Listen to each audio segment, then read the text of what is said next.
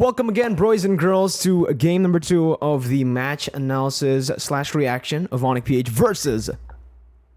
There you go, that's a good burp. ONIC PH versus BLACKLIST International. Game number 2. So we'll see here, right? In terms of the bans, we're already seeing a lot different. Estes banned out. Lapu as well in the end, but BLACKLIST are responding really well as well. They went for the Cho ban. They know that it created a few problems for them in game 1. So they banned it, but they still got the fair mispick in. ONIC PH has the Akai to kind of respond to that. Ooh. Up against this kind of like sustain lineup, I'm not a big fan of... Well, right now, BLACKLIST International... I expected like a dive hero, not Dairoth. I expected a dive hero to come in. I heard that can actually like threaten that back line. I guess Dairoth can threaten that back line, and Valentina can just steal the Federal Airstrike, so they can have the same amount of like that pressure. But we'll see, we'll see. In terms of the draft for BLACKLIST, we will see a bit more once we dive into the game right here. Oh, we got a troubleshoot. All right.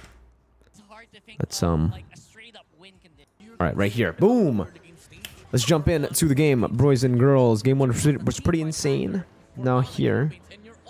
All right. Nothing too crazy in terms of the battle spells and the emblems. Yeah. Okay.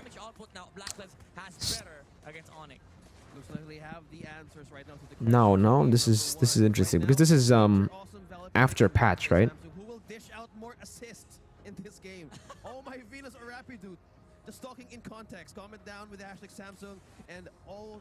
Let's see. Oheb after Beatrix has been nerfed versus Nets on the Irithel. Super Friends on the Farsa.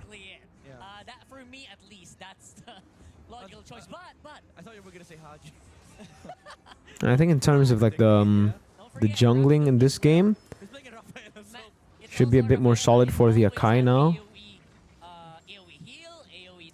Barats is actually a really good hero to go up against Akai though, because of the Detonus Welcome. You can actually just nullify the heavy spin, right? You can just eat him up.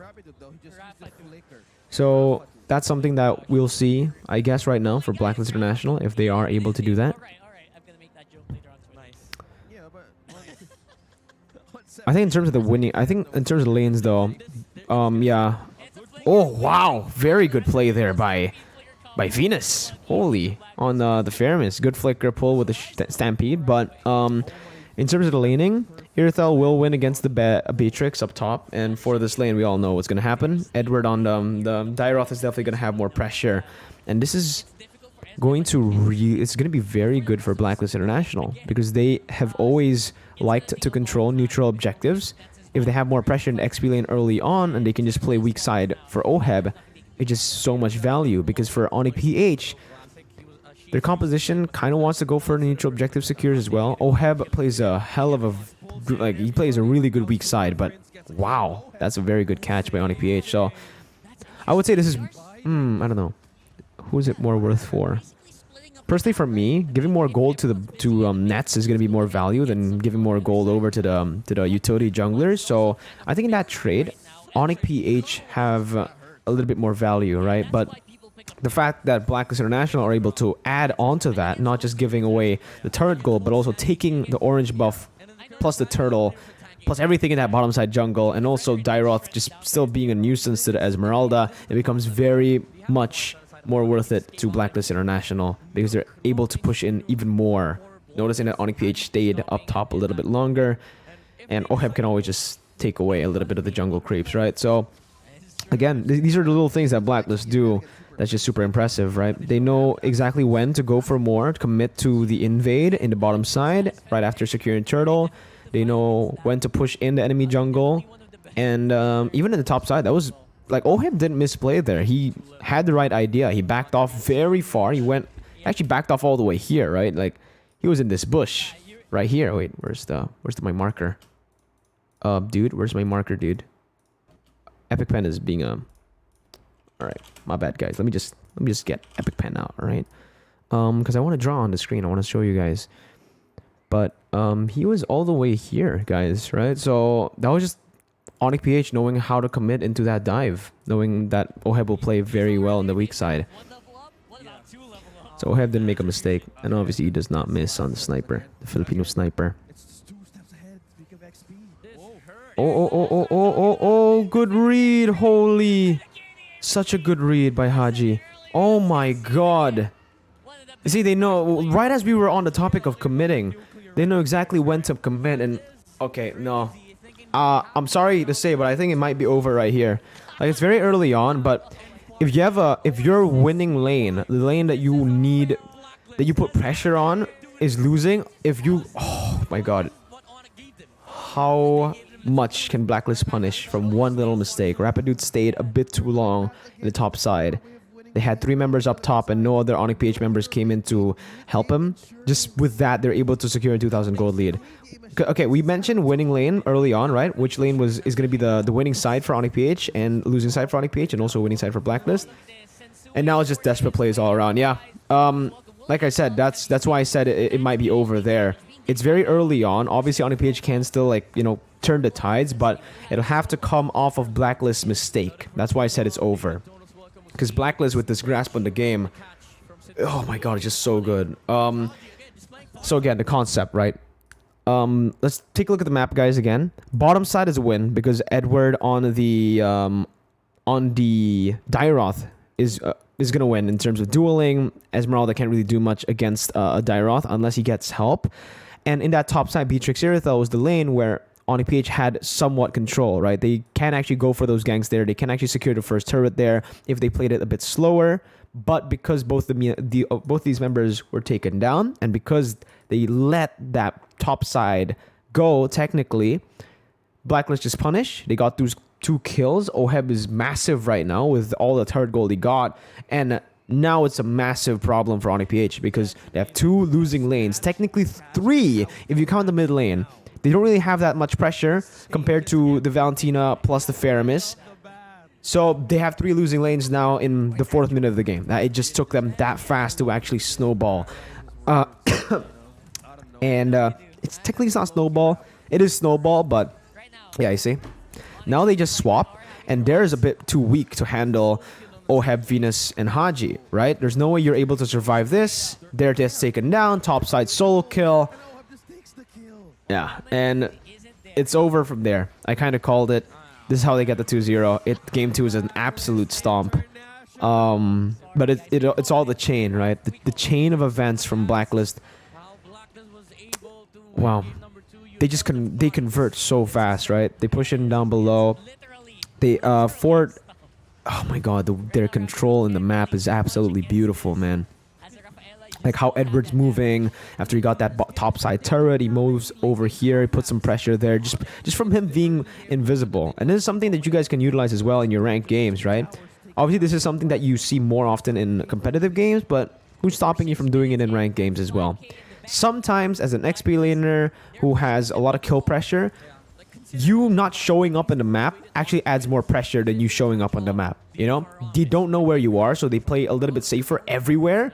But if you show up, they're like, okay, you're in mid. We can make more plays down below. And Edward there, he was playing kind of out of vision, just waiting for ONIC PH to make a move. If they make a move, they will get punished by Edward, who does a lot of damage now. It's a 2-0 Dairoth. A Dairoth that snowballed, so it's very scary, Dairoth. And with this, they have control everywhere. It's so scary, man. They have... The jungle is not... Like, ONIC PH have no control of their own jungle anymore. Sensui, say goodbye to your jungle. And they're able to just play around that mid top side because they invade. Okay, this is another beautiful thing. It's a little thing that they do, but it's all timed in perfectly, right? They know Turtle's going to be spawning, so they get... Where? Which lanes do they get control of? Mid lane and obviously top side. You guys can look at the minimap again because I'm drawing mid lane and top side. With this, mid lane pushed in first. Why is it pushed in first? Is to get more control over here so that Valentina and the Faramis can actually get this control early on, right? Now, play the video a bit. Blacklist International control this side of the map, so they're stopping the movement from the ONIC PH members over the top side, right? Usually, if it's an equal lane here in the mid lane, these members can actually just rotate here to defend the top side. But because ONIC PH are kind of trapped here and Blacklist International stops them at this entry point, right? Look at Wise as well. Why isn't he taking it here? Why is he positioning it here? It's not like it's not out of the blue. He's doing this on purpose so that he can cut this, right? So ONIC PH can't really move over here. It gives OHEB more free space to actually go for the turret. And it's all just these little things, right? It's very little, very small, the way they position themselves in the invade, the way they're maneuvering, but it gives so much space over to the other members to play. It's beautiful. Absolutely beautiful. And then they can chain it, obviously, into the turtle. And still, they don't forget about the fundamentals. Even though they're 6,000 gold ahead, even though they have top side pressure, bot side pressure, every wave pressure, they still clear out the mini waves in the mid lane first. They don't really go for the turtle. They don't give an opportunity for ONIC PH to do anything. And, oh, easy turtle. Then Edward's pushing bottom side. Slow push building up. That's 1.5 wave, technically. They have control over the orange buff that's coming up. Venus gets common. There's definitely not, like, she's not in the threat there. She has the flicker, obviously, and she has the, what's it called? Cult Altar. And look, because Edward pushed it in just now, they couldn't really go for that bottom side because the mid lane is also pushed in. That's a free orange buff, and now they just pressure in the mid lane. OHEB's going for the snipe on Super Friends. They'll just keep on clearing the waves. They take everything in the jungle. They literally don't leave anything for Sensui. And now even if, let's say, Blacklist International let ONIC PH into the fight, into the Lord, ONIC really can't do much. Sensui's 3 levels below Wise. You can't out-retry that. My god. And look, they're freezing now. Right? Bottom side. Top side taking it slow. Building a slow push actually in the top side. Yeah. Blacklist, you see, the only way ONIC PH wins this is if Blacklist messes up. That's why I said it's going to be over. I've seen these kind of games before. Edward jumps in right. Oh my god, look at the timing of that, right? Again, no, these little things aren't, I swear, it's not a coincidence. The moment Edward jumps in is when he knows that the team can actually cut, right? So he jumps in here. Dare will try his best to run away. Even with sprint though, he knows that the timing of when Wise will actually arrive here is going to be too much for the sprint. He views sprint and boom. It's such a good catch, right? Like, it's just super good. The timing as to when the coordination of Blacklist is always something that you can really admire and you can really take from as a team, as a caster, as a player. You can really appreciate it, man. ONIC PH try their best to actually look for a trade. They find at least a single turret there, which is the only thing they could have done in that sort of situation. But Blacklist are all right with that, right? We got a kill onto your XP lane. The person who's going to be your frontliner as a front-to-back composition, you're not going to be able to contest the Lord. You can take the turtle. I mean, you can take the turret. We'll just take the Lord. We'll take that kill. And now it's just about starving Sensui, starving ONIC PH. They have control everywhere, man. Orange buffs. Everything. Everything. But Sensui got it. I think Wise wanted to give it over to OHEB, but... Now let's see. Because now I'm very curious. Do they end this fast? Do they end this in the 12th minute? If they do end it in the 12th minute, they're gonna have to like maneuver in the waves really well.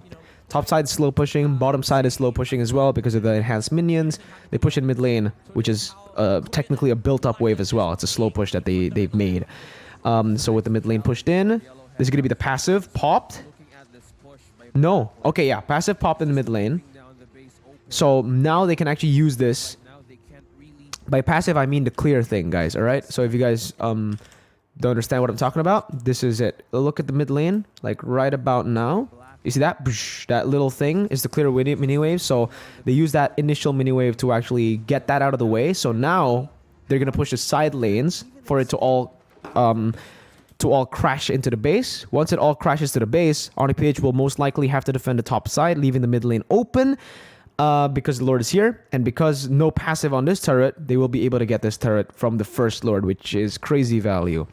If you get every single tier 2 with the first Lord, that's already value. That's what you want to look for with the first Lord. If you can get a base turret, that is value to the max. And look, this is exactly what's going to happen, right? Boom. Sensuis has to go top. They have the Feather Airstrike to zone them away. Everyone tries here because they need to defend the Lord. And they just take the turret. And oh my god, that was, again, they add on to that. That's what I was thinking about, right? That's how you take the mid turret. They add into it. Haji uses the Feather Airstrike to zone them away right after they're going for it. So it takes a lot of HP away from them. And they're able to convert onto the top side. Oh my god, it's beautiful. I honestly think they can end it like in 12th minute, maybe 13th minute. Maybe just wait for Enhanced Lord if they want to play it very safe. But like I said early on, there's not really much you can do if you lose out in that goal lane that early as the winning lane. And this is where Beatrix just becomes so valuable, right? In these sieges. When you're ahead, Beatrix takes down turrets so easily. 3 base turrets with the First Lord. I just mentioned getting 1 base turret is incredible value. They take it in 3 base turrets. And it all comes down to... Yeah, I thought they were going to get the mid base turret and that's it, right? Wow. That's crazy. I think this patch, I've never seen a team do that. Take 3 base turrets with the First Lord. Have I seen that? No, I don't think I have. In Indo. That's insane. That's actually crazy. And in terms of itemization, it's just all over the place for ONIC PH because they can't really, you know, they're just trying to get a grasp. 12,000 gold lead is just hard to itemize against a 12,000 gold lead team, man. I feel for them. It's unfortunate. And Blacklist, obviously, they're just gonna suffocate them. They're just building slow pushes into side waves again because they already have the base turrets taken down. They have super minions spawning, and it'll automatically slow push every single time. And that's why losing a base turret early on is just such a hassle to deal with, because then the enemy team or the team that has the super minions will be able to dictate the game. The only way you win this game, this type of game, I don't care what it is, if you're at a high level of ranked or a competitive play, like the team that's losing like this shouldn't be able to come back. It needs to come from a mistake from Blacklist. That's the only way they come back. And because of the slow pushes coming in, they have super minions plus the enhanced version of the Lord that will enhance the minions. I don't see a way that ONIC PH survives this next push with all the damage that Blacklist has with a 13,000 gold lead. Oh man, it just... But these snowball games, actually, you can take a lot from them, right? Everything that I've mentioned so far, everything that I've been pointing out, you guys can take from that.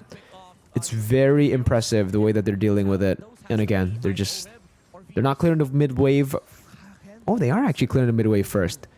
So topside's building. They're using the mid wave to... Ooh, okay, they're using the mid wave. They're pushing it in just to bait in a few more abilities. And ONIC PH, because they're just so low, they're so like behind...